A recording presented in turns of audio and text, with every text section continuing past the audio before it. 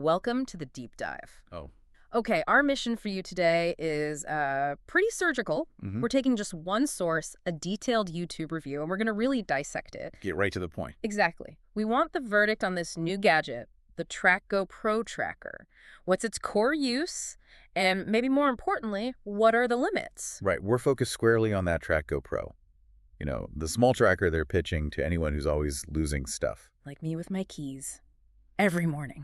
Yeah. It's meant to solve that problem, that frantic 10-minute search. And what jumps out immediately from the review, it isn't the gadget itself, like the plastic or whatever. Well, It's the software integration. It uses Apple's Find My system okay. Familiar territory. and also Google Find My device. So it basically hooks into these huge ecosystems people already use and trust. That's smart. Piggybacking on existing tech. That's its biggest selling point, probably. Definitely lowers the barrier to entry. But, that raises a flag for me, too.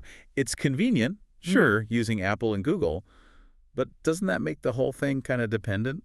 How so? Well, the TrackGo Pro works only if Apple and Google keep allowing it, right? It puts a hardware company totally at the mercy of these software giants. It's a bit of a risk, isn't it? That's a really sharp point. A hardware gadget totally reliant on third-party software agreements. Okay, well, let's dig into what it actually does then. Functionality, Right. what's it tracking? The review says, the obvious stuff.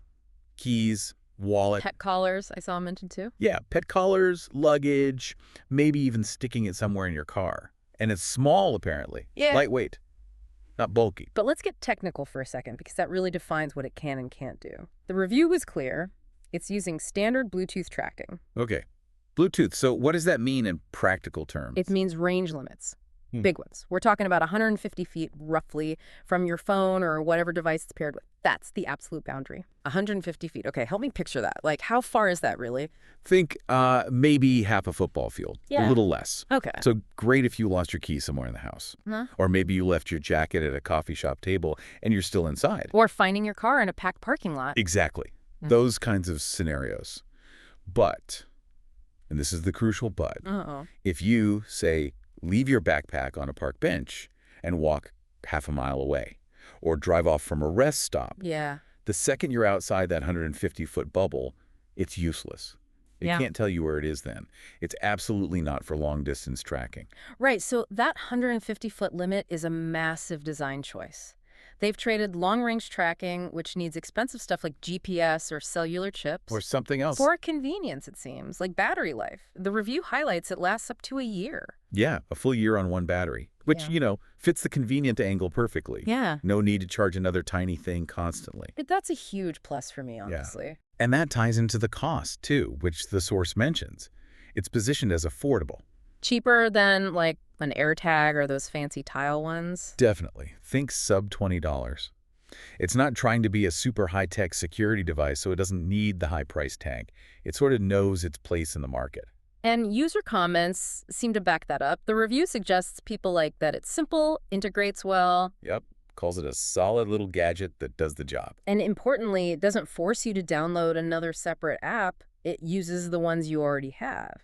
That integration is key. High integration, low maintenance, low cost. That seems to be the formula. Okay, so summing it up for you, the listener, That's the bottom line. the TrackGo Pro seems really useful for short-range finding. Keys down the sofa, wallet in the other room. That strong Apple and Google integration, plus the year-long battery, makes it super convenient for that specific job, especially under $20. But that leads us to the final thought, something for you to really consider.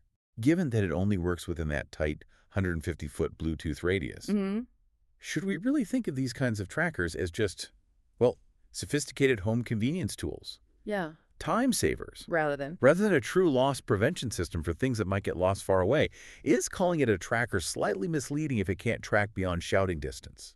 That difference between finding something nearby versus recovering something truly lost, that distinction is everything when you're deciding if it's right for.